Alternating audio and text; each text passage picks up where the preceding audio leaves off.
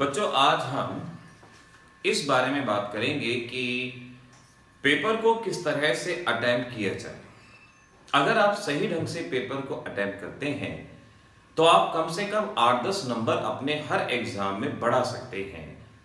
बहुत सारा बच्चा एग्जाम देके तो आता है, लेकिन एग्जाम को अटेम्प्ट कैसे करना है, पेपर को लिखना कैसे है, इस बारे में वो क्लियर नहीं होता और इस वजह से चीजें उसको आती हैं लेकिन मार्क्स उसके वहां पे नहीं आ पाते।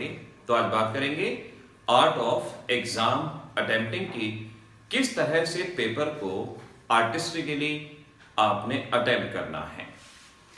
देखिए, एक बात ध्यान रखो कि एग्जामिनेशन के पेपर जब हम लोग चेक करते हैं या एग्जामिनर चेक करते हैं तो ह्यूमन टेंडेंसी होने की वजह से वहां पर कई तरह की लिमिटेशन एग्जामिनर के सामने रहती हैं। मशीन अगर पेपर चेक करती है तो मशीन तो एक दी गई कमांड के हिसाब से पेपर चेक करती है, लेकिन एग्जामिनर क्योंकि एक इंसान है, ह्यूमन है, जिसमें भावनाएं हैं, इच्छाएं हैं, जो सोच सकता है, उसका मूड बदलता है और वो अपने उस मूड के हिसाब से पेपर अटेम्प्ट करता है। और अगर आपने पेपर के अंदर एग्जामिनर के हिसाब से कुछ नहीं लिखा तो वहां पर आपके मार्क्स डिडक्ट जरूर हो जाएंगे। तो इसीलिए आपको जरा ध्यान रखना होगा कि एग्जामिनर अगर पेपर चेक कर रहा है तो उसे किन बातों से मतलब है, उसे क्या बातें चाहिए। ऐसा भी हो सकता है कि एग्जामिनर जब पेपर चेक करने के लिए आ रहे हो तो उनका मूड खराब हो, घर में झगड़ के आ रहे हो, कैसे भी आ रहे हो, और उसका सीधा असर आपके पेपर के ऊपर पड़ेगा। किसी क्वेश्चन में जहां वो आपको 1.5 मार्क्स दे सकते हैं, वो अपने मूड खराब होने की वजह से सिर्फ हाफ ही मार्क्स दे दें, आपको 1 नंबर दे दें। आपको उनके पास रीजन होता है, वो अपने आर्ग्यूमेंट से आपको कह सकते हैं कि भाई ये गलत है, इसके अंदर ये कुछ होना चाहिए था। तो ये एग्जामिनर के ऊपर डिपेंड करता है। किसी दिन अगर उनका मूड बहुत खुश है, उनको सैलरी मिली है, उनका मूड बहुत खुश है, तो जहां 1 नंबर देना था वहां 1.5 नंबर दे सकते हैं। 2 नंबर के क्वेश्चन में आपने सपोज थोड़ा कम बहुत भी लिखा, 1 नंबर देना था, 1.5 नंबर दे सकते हैं। और ऐसे ही अगर उन्होंने 10-12 क्वेश्चन के अंदर आधा नंबर बढ़ा के भी दे दिया तो भी आपके 6-7 नंबर बढ़ेंगे, 1-2% मार्क्स वहां पे बढ़ सकते हैं। और अगर उन्होंने यही आधा नंबर डिडक्ट कर दिया तो इतने ही परसेंटेज वहां पे माइनस भी हो सकती है। तो इसीलिए हमें कुछ ढंग से स्ट्रेटेजिकली इस बारे में विचार करना होगा, पेपर देना होगा। देखिए, अब मैं आपको बताता हूं, बच्चे जनरली 3 तरह के होते हैं जो एग्जामिनेशन के पेपर के जो आंसर अटेम्प्ट करते हैं। 3 तरह के बच्चे होते हैं। सपोज मैं कहता हूं पहला बच्चा है, उसका नाम है गम उदास। गम उदास एक हाइपोथेटिकल बच्चा हमने मान लिया। दूसरा बच्चा हमारे पास है और उसका नाम है हसीन खा। हसीन खा, हम किसी वैसे बच्चे को नहीं ले रहे, तो ये कहे कि हमारा नाम, हम हाइपोथेटिकल अपने हिसाब से बच्चे मान लेते हैं गम उदास, हसीन खा। और तीसरी तरह का बच्चा हमारे पास है जिसका नाम है खुश मिजाज। तो 3 तरह के बच्चे वहां पर होते हैं। एक गम उदास जो हमेशा पेपर को ऐसे अटेम्प्ट करते हैं कि उनके मार्क्स कभी भी पूरे नहीं होते। एक हसीन ख्वाब जो हमेशा ये सोचते हैं कि बहुत ज्यादा मार्क्स आएंगे, बहुत बड़े बड़े ख्वाब हैं, लेकिन मार्क्स नहीं आते। और एक खुश मिजाज जितना अटेम्प्ट करता है उतना ही मार्क्स वहां पे पूछा जाता है। अब चाहे पेपर आपका साइंस का हो, आर्ट्स का हो, हिंदी का हो, कॉमर्स का हो, किसी का भी पेपर हो, एक एग्जाम्पल लेता हूं। सपोज एग्जाम में क्वेश्चन आता है what is meant by corrosion. What is meant by corrosion explain. और ये क्वेश्चन 3 नंबर का आपके एग्जामिनेशन में आता है। क्वेश्चन है what is meant by corrosion, 3 number का। अब यहां पर जो गम उदास बच्चा होगा वो ऐसा जवाब देगा, कोरोजन मीन्स जंग लगना। कोरोजन का मतलब जंग लगना, बात खत्म। वो कहेगा कोरोजन का मीनिंग पूछा है और इसका मतलब है जंग लगना। मेरी तरफ से तो ये बिल्कुल ठीक है, लेकिन आप समझ सकते हैं क्या इसमें मार्क्स मिलेंगे आपको? आई डोंट थिंक सो कि इसमें आपको नंबर मिलेंगे। दूसरा बच्चा है हसीन ख्वाब, जो ख्वाबों की दुनिया में रहता है, जिसको ये नहीं पता कि आंसर मुझे क्या लिखना है, बस उसका मतलब ख्वाब देखना है, लिखना है, लिखना है, लिखना है। क्या लिखना है दैट डजंट मैटर। जैसे फॉर एग्जाम्पल वो बच्चा एग्जामिनेशन में बैठा है, उसके हाथ में एक स्केल है, लोहे का स्केल है, और उससे पूछ लिया गया कि बताओ कोरोजन क्या है। अब वो स्केल को देखेगा और देखते देखते उसके मन में जो जो ख्वाब आएंगे, जो जो बातें आएंगी, उसको लिखता जाएगा। जैसे वो कहता है, मेरे हाथ में जो स्केल है, ये स्केल लोहे का है। लोहा इस्पात को कहते हैं, इस्पात लोहे को कहा जाता है।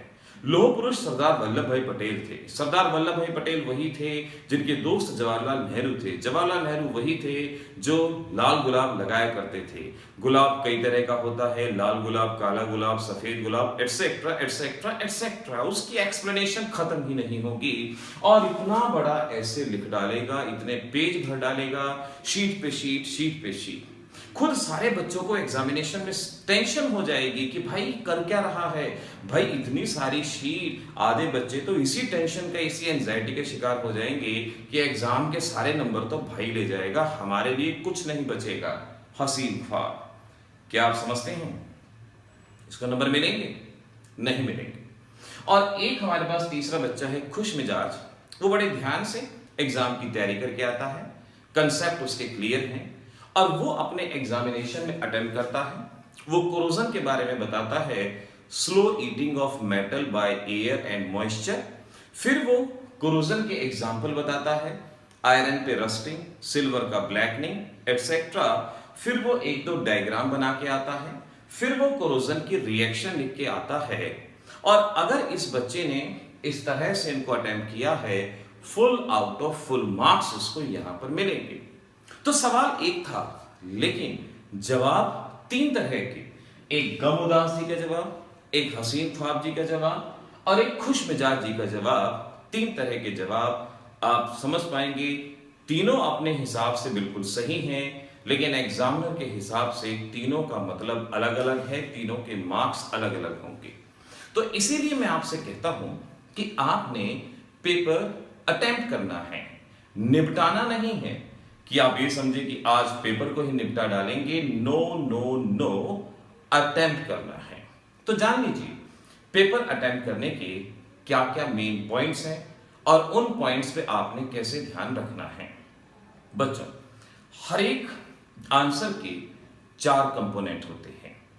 आपसे कोई क्वेश्चन पूछा गया है, उसके चार कंपोनेंट होते हैं, आपने चारों कंपोनेंट का जवाब देना है।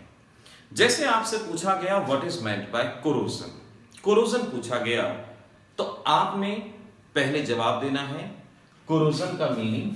कोरोजन का मीनिंग क्या होगा, पहले आपने उस लाइन का टू द पॉइंट आंसर देना है। फिर आपने उसके बारे में कुछ एक्सप्लेनेशन देनी है कि कोरोजन कैसे होता है, उसकी क्या कंडीशन है। उन कंडीशन को भी वहां पर आपने लिखना है और फिर आपने वहां पर उसके कुछ एग्जाम्पल लिखने हैं। आपसे क्वेश्चन पेपर में नहीं कहा जाएगा कि आप एग्जाम्पल भी लिखो, एक्सप्लेनेशन भी लिखो, नहीं।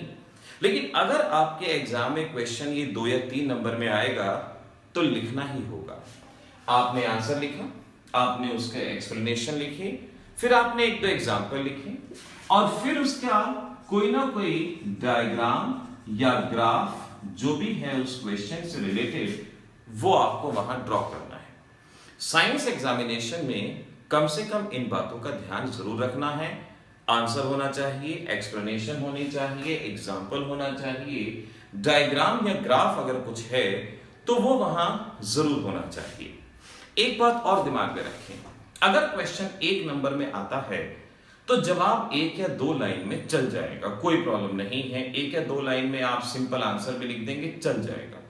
लेकिन अगर वही क्वेश्चन 2 से लेके 3 नंबर में आता है या उससे ज्यादा नंबर में आता है तो आप उस बात को भूल जाएं कि आपने क्या पढ़ा हुआ है, कि भाई आपको इतने वर्ड्स में ही जवाब देना है एटसेट्रा। सब्जेक्टिव पेपर का मतलब सब्जेक्टिव पेपर।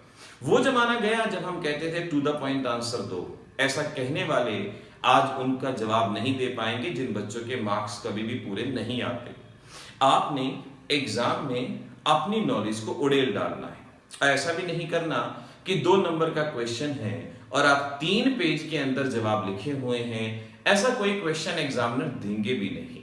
ये आपको खुद ही अपने हिसाब से, अपने सोच से ये आपको डिसाइड करना होगा और इस तरह से आपको हर आंसर को अटेम्प्ट करना होगा।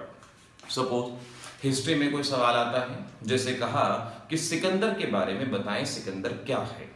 अब इस तरह का क्वेश्चन आया, आप वहां बताएंगे सिकंदर कौन थे, सिकंदर कब पैदा हुए और उनके बारे में क्या क्या उन्होंने किया, और एक आध उनका कोई ना कोई पंक्तियां, जैसे लास्ट में भी उसको लिखा जा सकता है, उजड़ गया वो बाग भी जिसके हजारों माली थे, सिकंदर गया जब इस दुनिया से उसके दोनों हाथ खाली थे।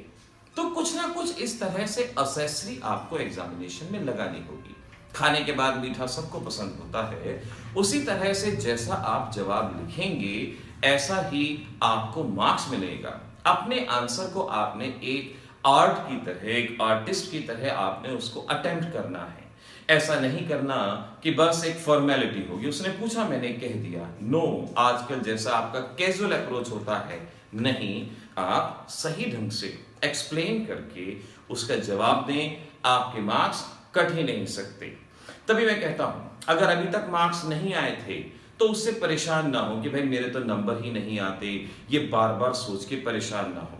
जानते हैं ना, ए वक्त जरा अदब से पेश आ, वक्त नहीं लगता वक्त बदल जाने में। वही बात है, अगर मार्क्स अभी तक सही नहीं आए तो ये वक्त बदलेगा, वक्त नहीं लगेगा वक्त बदल जाने में। लेकिन जरूरत है स्टेप उठाओ, स्टेप उठाओ, अपने आंसर को सही ढंग से अटेम्प्ट करो।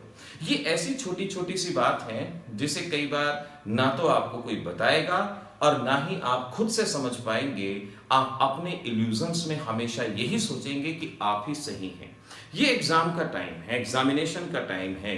ये जितना कुछ मैंने बताया सब्जेक्टिव पेपर अटेम्प्ट करने के लिए, हर सब्जेक्ट में, चाहे हिंदी, चाहे हिस्ट्री, चाहे English, accountancy, commerce, chemistry, physics, bio, हर एक में आपने इन सब बातों को ध्यान रखना है। तो ऐसे बच्चों, हैप्पी एग्जामिनेशन। आप सबके एग्जामिनेशन बेटर रहें, अच्छी तरह से जाएंगे। और जैसा कि हमने आपको बताते आए हैं कि आप अपने एग्जाम के लिए ज्यादा से ज्यादा क्वेश्चन अटेम्प्ट करें, ज्यादा से ज्यादा क्वेश्चंस की प्रैक्टिस करें, क्वेश्चन बैंक सॉल्व करें। आपके मार्क्स कोई कट कर ही नहीं सकता और आप अपने नंबरों का ग्राफ एकदम से बढ़ता हुआ देखेंगे। All the best. एक बात और, आपको अपने पेपर को, अपने क्वेश्चन आंसर को एक सीक्वेंस में अरेंज करना चाहिए। बहुत बार बच्चा गलती करता है कि उल्टा लिखना शुरू करता है। आप ऐसा हरगिज नहीं करेंगे। आप शुरू से अपने पेपर को लिखें, क्योंकि एग्जामिनर के आंसर में जो जवाब होते हैं वो एक सीक्वेंस के हिसाब से फीड होते हैं। मार्किंग स्कीम उसके दिमाग में सीक्वेंस के हिसाब से फीड होगी। उसको पता है कि 1 से लेकर 5 नंबर तक इतने नंबर के हैं और 6 to 12 जो हैं इतने नंबर के हैं। तो वो अपने दिमाग के हिसाब से काम करता है। लेकिन आपने अगर लिख दिया कि पहले फर्स्ट क्वेश्चन, फिर लास्ट क्वेश्चन, फिर सेकंड लास्ट, फिर एटसेट्रा, वहां एग्जामिनर का मूड खराब हो जाएगा और आपके मार्क्स में यहां पर बहुत ज्यादा इफेक्ट पड़ेगा। दूसरी चीज, हैंडराइटिंग। हम ये नहीं कहते कि बहुत बहुत ज्यादा सुंदर सुंदर लिखें और उसको लिखने में इतना टाइम लगा दें, इतना टाइम लगा दें कि 3 घंटे का पेपर 3 दिन में खत्म हो।